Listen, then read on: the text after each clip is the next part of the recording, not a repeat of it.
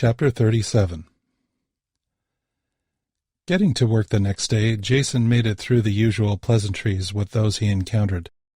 There was Susan, the administrative secretary who took care of the most mundane operations of the office, like making copies and ordering supplies. Then there was Bob. Thought Jason. What does Bob do again? Oh well, hiring and firing weren't part of his job description. The office banter was the normal drivel one would expect in any office in corporate America, except for the ever-present aura of secrecy and the pervasive feeling that each person was doing something very special for people who didn't even know they were doing it. The unseen guardian angels, protecting John Q. Public and family from a horde of vile international gangsters. While getting to his office, overlooking the 10-story reaction chamber, Jason thought about yesterday's test that went so wrong. He hadn't got much sleep the night before, trying to work out what could have gone wrong. Sometimes he wished he didn't have to keep what he did for a living so secret. Even though Mickey wouldn't understand most of the science, he still wished he could bounce things off her. She was a smart girl and, more often than not, seemed to ask the right question that caused him to start thinking down a road which would lead him to the solution. He wouldn't ever tell her about the test yesterday, but somehow he knew something she would say soon would help him understand what happened. Knock, knock, knock. "Come in," said Jason. The door opened, and in walked his partner in crime, Dennis. "Hey, bud, how's it going this morning?" he asked. "Fine, if you don't count the coffee IV I need to keep going today. I didn't sleep at all last night," replied Jason. "I concur," blandly replied Dennis. "I've been trying to figure out what happened yesterday, and I'm coming up with a big fat goose egg." "Yep, I'm not always as sure-footed in my confidence level as I was yesterday, but I was absolutely certain it was going to go smoothly, or at least a lot smoother than that." "Agreed," said Dennis. "Boy, I almost had a heart attack when I saw those numbers double. At the very least, it would have blown out some really expensive hardware, and if it had been what it was looking like, it would have been a really bad day, like runaway bad." With a silent nodding assent, Jason agreed with Dennis. They were both lost in their own reverie, going over countless facts and figures, when the intercom buzzed and harshly yanked their consciousness back to the present place and time. Jason leaned forward and pressed his phone's speaker button. "This is Jason." "Sir, you have a telephone call on line 1, said Susan. "It's the Pentagon." His quick glance to Dennis indicated an unuttered question. Why was he getting a call today? Dennis started to get up, lending some privacy to the telephone call, but Jason made a motion with his hand indicating Dennis could relax and stay. "Thank you, Susan. Go ahead and put it through," said Jason. The phone sputtered a new tone, and he picked up the receiver. "This is Jason Marsalis." "Dr. Marsalis, this is Sergeant Lawrence Flume with Admiral Brinstock's office." "Hello, Sergeant. What can I do for you today?" "Sir, the Admiral asked me to make arrangements for a visit and inspection of your facility this next Saturday. I would like to go over those plans and discuss with you an agenda for his visit." "Next Saturday?" asked Jason. "Yes, sir, next Saturday, the 15th, replied the sergeant. "Well, I'm sorry to tell you this, but that isn't going to work for me," said Jason. "I'm going to be out of town this weekend with my wife." "Sir, I can understand your desire to be with family, but this wasn't put to me as a request. The Admiral won't be pleased with hearing about anything other than you being there." With measured words and an even tone, showing that he was controlling a vast amount of ire at the sergeant's tone, Jason replied, "Now listen here, Sergeant.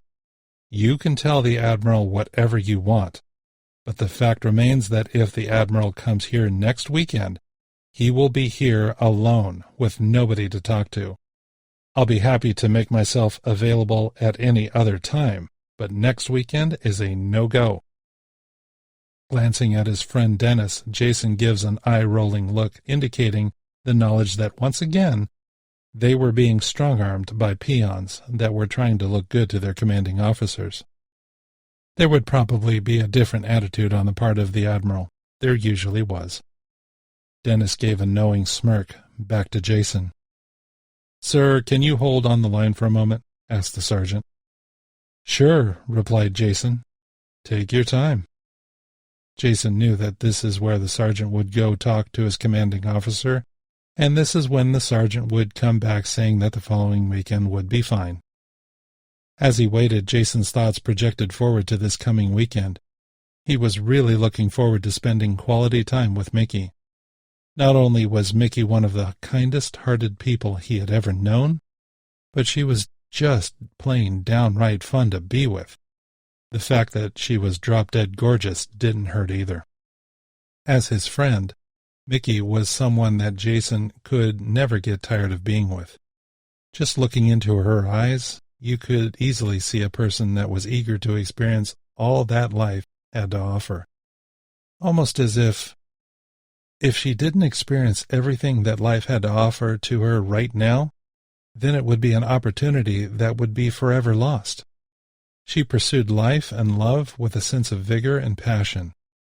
Life, of course, had its difficulties from time to time, but she was never the kind of person that let that stop her from seeing that life didn't require a glass-half-empty approach, but rather she was most assuredly a glass-all-full kind of friend. In the machine of life, she was the battery. But then, as his wife, well, that just brought with it another level of— "Doctor?" interrupted the caller. "Yes, this is Dr. Marsalis," answered Jason. "Doctor, this is Admiral Brinstock," said the caller. This was actually the first time that the Admiral had ever spoken with Jason directly.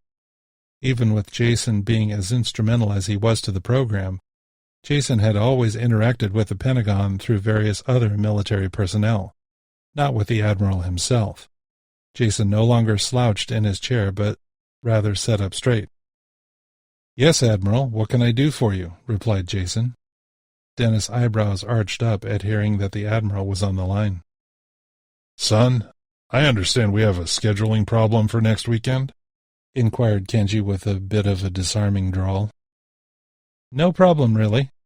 I just told your assistant that next weekend wasn't possible since I am going to be out of town with my wife. If it needs to be on the weekend, I'd be happy to oblige the following weekend. However, any time after this weekend will be fine with me," responded Jason. "Doctor," the caller countered, "as my assistant said, I can sympathize with you for wanting to spend time with your family. However, this visit next weekend can't be changed. I require you to be present for the meetings and for the inspection that I will do while I am there, since you are the best qualified person to answer the questions that I will no doubt have during the inspection." For a split second, Jason thought of countering that Dennis was just as qualified to answer any questions that the Admiral might have, and Jason was certainly just as happy to have Dennis take the spotlight this time. But the way the Admiral was trying to strong-arm him into canceling plans with Mickey, coupled perhaps with the disappointment Jason had just experienced with the systems test the previous day, pushed Jason over the edge. There was no way he was going to let this guy, Admiral or not, push him like this. "Admiral," responded Jason, who was now getting really ticked with this guy, "with all due respect that is due to a person in your position, I regret to inform you that I cannot, and further will not, cancel my anniversary plans with my wife next weekend. Whatever you have in mind for this coming weekend will just have to be changed, because while my involvement with the project dictates, as you say, me being present for your inspection, my presence is, however, not up for debate or negotiation." "Doctor, do you know who you are speaking to?" Jason involuntarily closed his fist over the nearest sheet of paper on his desk, literally reducing it to a ball of shreds in his hand. "Admiral Kenneth Grant Brinstock, I definitely know who I am speaking to. I am speaking to the individual who would recognize that even though you are in charge of this installation, This installation is all based on physics and science that you know nothing about, and that if you want to continue to benefit from such, and from the loyalties of each and every one of the personnel that works at this installation under me, you will see that this requirement, which, by the way, is not simply a request, is a reasonable requirement for which you need to stand down. There was a palpable yet silent iciness coming from the other end of the phone. "We'll see, Doctor," was all that Kenji could say. The line went dead. Jason hung up the phone and looked over at his longtime friend and fellow soldier in the foxholes, Dennis. Dennis had both a wide-eyed look coupled with a grin that stretched from ear to ear. "Jason, if I didn't hear that myself, I wouldn't have believed it. I didn't know you had the huevos to do that, my friend." "Have you seen the goddess I live with?" replied Jason with a randy grin. "Why would I turn down a weekend with Mickey? I'm just tired of these guys thinking that they get to push us around. We are over here busting our collective asses, and these Gomers just think they can steamroll over us," replied Jason. "I'm done with that kind of attitude." "I'm with you, brother," agreed Dennis. "I just hope it doesn't bite you in the butt someday." "Yeah, I know what you mean," acknowledged Jason. "Oh, and by the way, buddy, you need to know that I am completely aware that you could have handled the inspection next week just fine without me. But I am just tired of this kind of attitude, and I didn't want to shove that off on you either." "Oh, I know, pal. Besides, everybody knows I'm the real wind beneath your wings," said Dennis as he grinned.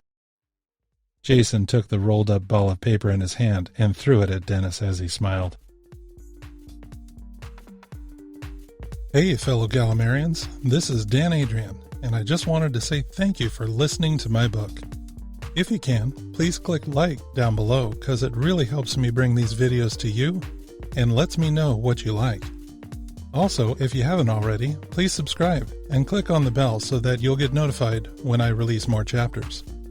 If you have any questions about this or any other of my books, or if you want to know more about what it takes to write a novel like this one, please make sure you leave your question in the comments below. Thanks again. I'll see you soon.